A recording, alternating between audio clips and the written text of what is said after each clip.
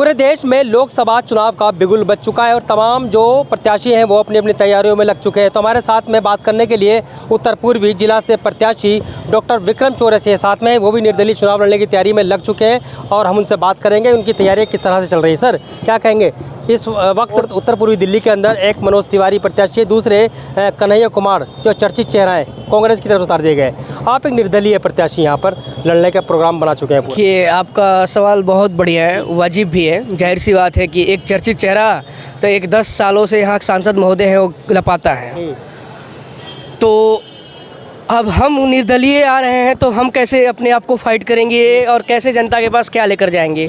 देखिए, दिल्ली आज कहीं ना कहीं सेंटर में है, केंद्र में है, और उत्तर पूर्वी दिल्ली विधानसभा किसी से छुपा नहीं है। गली गली जाएंगे तो वाटर लीकेज, कहीं पानी, नालिया रोड, वहीं नेहरू विहार जाइए, सुबह में आया था पूरा नालिया, वजीराबाद जाइए, मुखर्जी नगर, हालात क्या है किसी से छुपा नहीं हुआ है।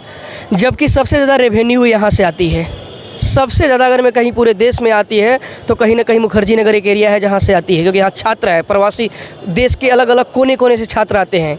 लेकिन सांसद महोदय एक बार आएंगे, चुनाव के वक्त निकल जाएंगे, जैसे आज आए हुए थे निकल गए।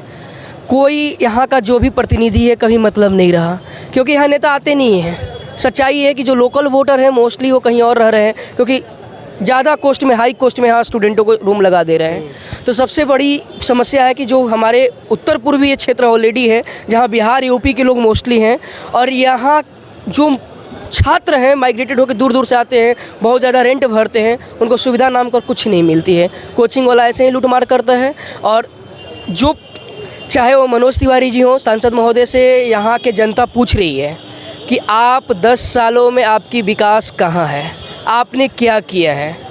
और एक गली गली आप जाएंगे, आप मीडिया रिपोर्टर हैं, आपका चैनल है, आप विजिट कर लीजिए, जिस एरिया में जाएंगे इधर के उत्तर पूर्वी सबसे अगर में डल है, सबसे अगर में हालात ख़राब है तो इसी क्षेत्र का है। बातें होती है ड्यूटीज की, तो ड्यूटीज का सिर्फ क्या आम आदमी का ही है, उनका ड्यूटीज नहीं है प्रतिनिधि का। आर्टिकल 51A ड्यूटीज की बात होती है ना, लेकिन कहीं ना कहीं ड्यूटीज से वो अपने आप को हमेशा, हमारे राजनेता खासकर ये दिल्ली में हमने देखा, पिछले 10 सालों से मैं देख रहा हूँ कि नदारत रहते हैं। तो सोचने की ज़रूरत है, यहाँ के जनता पहले से त्राहिमाम है। कहीं कोई कोचिंगों में आग लग जाती है, कहीं वाटर लीकेज है, मतलब हालात क्या है यहाँ के लोगों से छुपा नहीं हुआ है। तो उत्तर पूर्वी दिल्ली का ही इलाका क्यों चुना आपने? सबसे बड़ी बात है कि शुरुआत में यहाँ आया तो यहीं पर मैं आया था, रुका हुआ था यहीं, जब सिविल सर्विसेज की प्रिपरेशन करने आया तो यहीं गोपालपुर में रहा।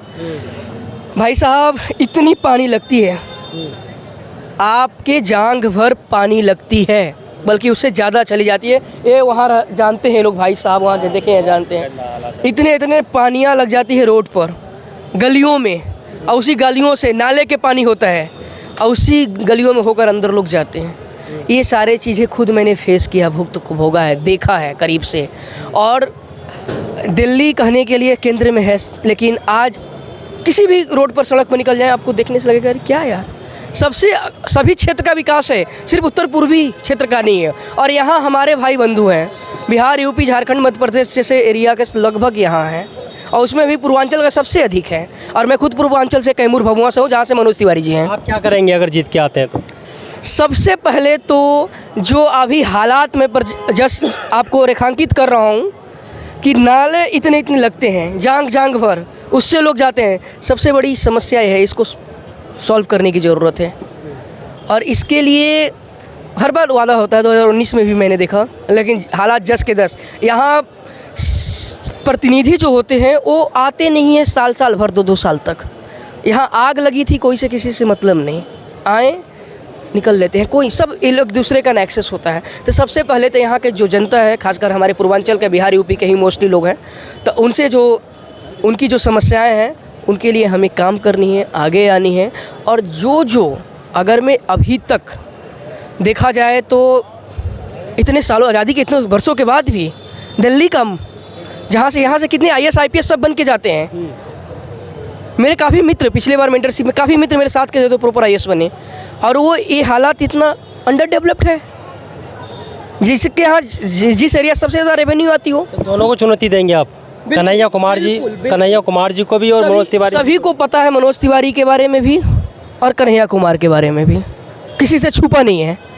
चलिए, तो ये डॉक्टर विक्रम चौरसिया हैं और कन्हैया कुमार और ख़ास तौर पर जो सांसद हैं मनोज तिवारी, प्रत्याशी भी हैं लोकसभा उत्तर पूर्वी दिल्ली से, उनको ये चुनौती देने के लिए तैयार है। तो कुछ इनके साथी हैं, उनसे ही बात कर लेते हैं। क्या कहेंगे सर, प्रत्याशी निर्दलीय आपके साथ में खड़े हैं और पूरी तैयारियों के साथ खड़े हैं? हाँ, हम तैयारी के साथ खड़े हैं क्योंकि ये बदलाव होना चाहिए, क्योंकि ये जो नालियाँ है, वो गटर का पानी है, रास्ते पे आ जाता है, तो हर चीज़ को बच्चों को सामना करना पड़ता है, क्योंकि खाने से लेकर रहने तक बच्चों का सामना करना पड़ता है। जैसे कि मैंने एक बार पिछली वीडियो में बोला था कि जो कोचिंग का है वो भी मुद्दा है, इसके लिए सब होना चाहिए, इसलिए हम भाई के साथ खड़े हैं। मैम क्या कहेंगे, जैसे निर्दलीय प्रत्याशी खड़े होने की तैयारी पूरी कर चुके हैं, क्या कहेंगे इनके सपोर्ट में, उनके समर्थन में? कितने ऐसे युवा की हम लोगों को बहुत ज़रूरत है, हमारे देश को ज़रूरत है। नाम बताइए पहले। Sir Poonam Kumari ji sir.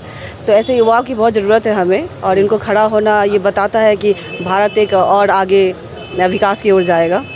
इतना ही कहना चाहेंगे सर। सबसे बड़ी बात है कि हमें 2 पार्टियों ने टिकट दिया और सिर्फ दे नहीं रहा है, बार बार मेरे घर आ रहा है, बार बार बोल रहा है भाइयों के साथ भी कि आपको पूरे दिल्ली का प्रदेश अध्यक्ष बना दे रहे हैं और आप अपने कैंडिडेट उतार दो।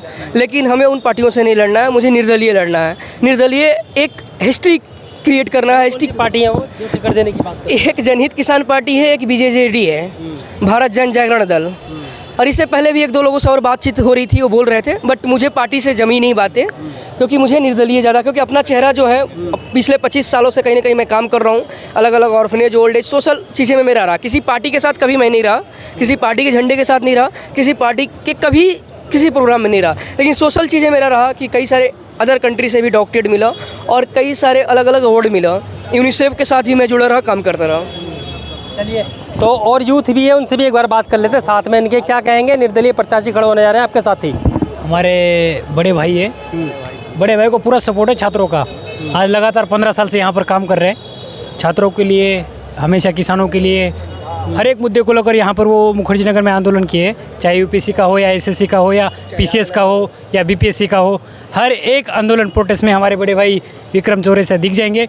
और छात्रों की मुद्दे तो उठाए, लेकिन जो भदरपुर बॉर्डर पर भी जो किसानों का आंदोलन चल रहा था, उस आंदोलन में भाई का बड़ा योगदान रहा है। तो इसलिए कोई पार्टी से उन्हें कोई इंटरेस्ट नहीं है। 2-4 पार्टी ने ऑफर दिया है, लेकिन वो चाहते कि एक निर्दलीय चुनाव लड़े और छात्रों के हित की बात हो, किसानों की बात हो, शिक्षा, बेरोजगारी पर चर्चा की जाए, इसलिए भाई के साथ हम सपोर्ट पे खड़े हैं। चलिए, तो ये इनके समर्थक हैं डॉक्टर विक्रम चौरसिया के, और ख़ास तौर पर बात की जा रही है कि इनको जिता कर लाएंगे, क्योंकि इन्होंने जहाँ भी कुछ होता है, चाहे किसानों को लेकर हो, चाहे फिर मुखर्जी नगर अग्निकांड को लेकर हो, वो हर जगह पहुँचते हैं और लोगों की मदद के लिए हर वक्त तैयार रहते हैं। अब इन्होंने पूरी तरह तैयारी कर ली है कि निर्दलीय चुनाव में खड़े होंगे और उत्तर पूर्वी जिला से जो लोकसभा सीट है उसको निकालने के लिए पूरी तरह तैयार हो चुके हैं। दिल्ली से Khalil Ansari, JKS TV news.